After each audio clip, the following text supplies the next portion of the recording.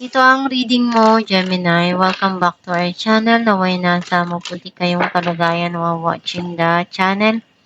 This is a general reading. Kayo nang bahalang magpalit-palit ng situation nyo sa reading ko.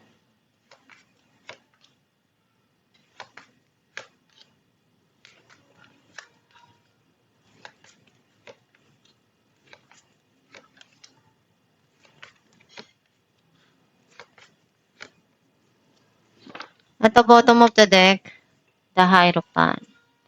I feel like ang nasisense ko na energy mo, andun yung may mga bagay kang iniisip dito kung ano yung totoong gusto mo na mangyari sa buhay mo, yung magpapasaya sa puso mo, yung mga pangarap mo.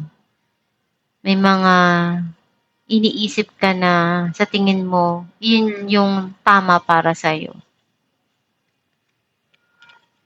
Ang mensahe ng card mo, andun yung passion mo, and kapag gusto mo, gagawin mo lahat ng paraan para ma-achieve mo yung goal mo, yung mga pangarap mo. Lahat ng mga kaya mo, binigay mo, at iniisip mo kailan kaya masusuklian yung mga pinaghirapan ko.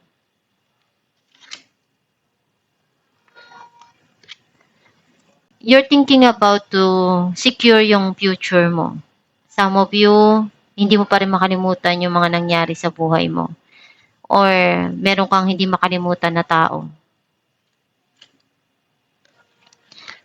May nagpapalungkot sa isipan mo, sa puso mo. At sometimes napapaiyak ka doon.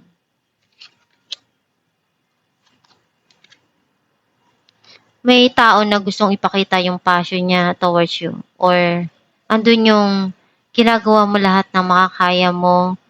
Busy-busy ka sa trabaho mo, sa karir mo, na maging maayos lahat at gagawin mo lahat ng makakaya mo dahil iyon yung nagpapasaya sa puso mo. Gusto mo yung naibibigay mo kung ano yung kaya mong tulong.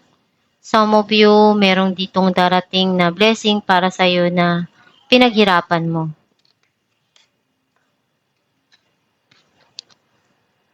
Andun yung changes na gusto mong mangyari sa buhay mo. Ayaw mo na uling mangyari kung ano yung mga hindi magandang nangyari sa buhay mo sa nakaraan.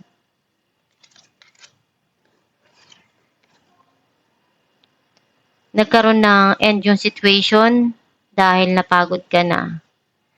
Mas gusto mo ngayon na bigyan mo na ng time yung sarili mo kasi sobrang sakit ng mga nangyari para sa'yo. Clarify natin ang King of Wands, Temperance, and Two of Swords. Kailangan mong habaan yung pasensya mo. Kung may mga kailangan kang pagdesisyonan, pag-isipan mo mabuti. And meron ditong darating na bagong pagdadaanan mo sa buhay or crossroad. Clarify natin ang Four of Pentacles, Knight of Wands, and Seven of Cups. May mga option na nakalatag sa harap mo or opportunity na binibigay sa'yo. Pero hindi ka pa makapag-decide right now. And naguguluhan ka pa dahil sobrang dami mong ginagawa. Marami din yung dumarating sa buhay mo na hindi mo inaasahan. Kaya right now, hindi ka pa ready to decide. Clarify natin ang Knight of Wands, the Sun, and Temperance. May darating dito na happiness para sa'yo. Unti-unti ka rin mag-okay na or mag-heal sa mga pinagdaanan mo. And andyan lang yung gabay mo, pinagmamasdan ka, naghihintay kung kailan mo sila kailangan. And kailangan mo lang talaga na timbangin yung mga nangyayari sa buhay mo. Huwag magpadalos-dalos sa mga desisyon. Clarify natin ang Five of Swords, the World, and Ten of Pentacles. Magkakaroon dun ng pag-uusap, celebration, or salo-salo. Some of you may darating dito na pagbabago sa buhay mo at minamanifest mo yon na magkaroon ng stable na pagkakakitaan or magkaroon ng financial stability. Clarify natin ng Seven of Pentacles, Seven of Wands, and Five of Pentacles. May nagpapalungkot sa'yo. And ikaw lang yung tanging makakagawa kung paano may alis yung sarili mo sa kalungkutan na yan. And kaya mo na malagpasan lahat ng pagsubok na dumarating sa buhay mo. Kung ano yung nangyari sa nakaraan, ayaw mo na uli yun na mangyari. Gagawin mo lahat ng makakaya mo para makuha mo kung ano yung sa tingin mo magpapasaya para sa'yo. Clarify natin ang Nine of Swords, Eight of Pentacles, and the Wheel.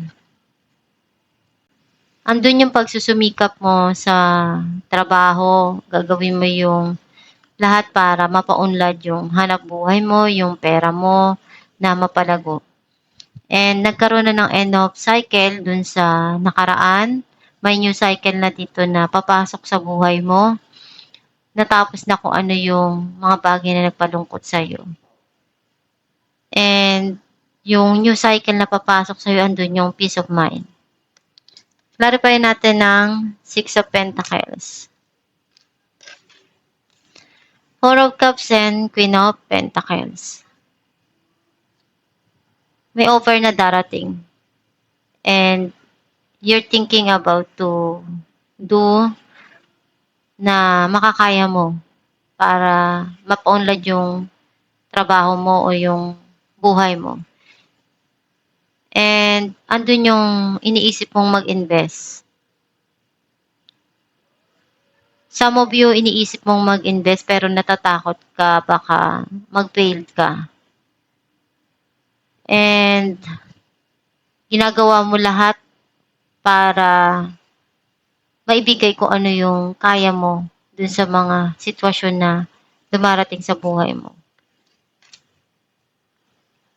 Clarify natin ng Ten of Swords, Ace of Cups, and Three of Pentacles. Ngayon may darating na bago sa buhay mo. And natuto ka na ibigay sa sarili mo yung pagmamahal na hinahanap mo.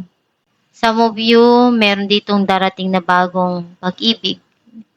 And unti-unting mabibuild yung trust mo, yung sarili mo, yung mga pangarap mo sa buhay. Alamin natin kung anong mensahe ng yung gabay. New partner. A chance meeting is no mistake. It is divinely orchestrated as a catalyst to set the wheels in motion for the fruition of your prayers. Pay careful attention to new people recent into your life. You will recognize them by your sense of familiarity, comfort, and safety. Ang mensahe ng yung gabay na may tao na binibigay ang Diyos sa'yo. And binigay yun ng Diyos dahil may tungkulin siya na dapat gampanan sa buhay mo. Yung mga bagay na yon, malaki yung maitutulong nun at aral nun para sa'yo. Basta gawin mo lang palagi kung ano yung best mo para dun sa mga sitwasyon na pumapasok sa buhay mo. Meron mang mahirap, pero kaya mong malagpasan yan. Kapit lang palagi sa Diyos, magdasal ka para mapunan mo kung ano yung tungkulin mo sa mga pagsupok na pumapasok sa buhay mo. Gawin mo lang yung best mo palagi. At itong yung reading, Gemini, kung nakaresonate ka, kindly comment down below. Thank you for watching.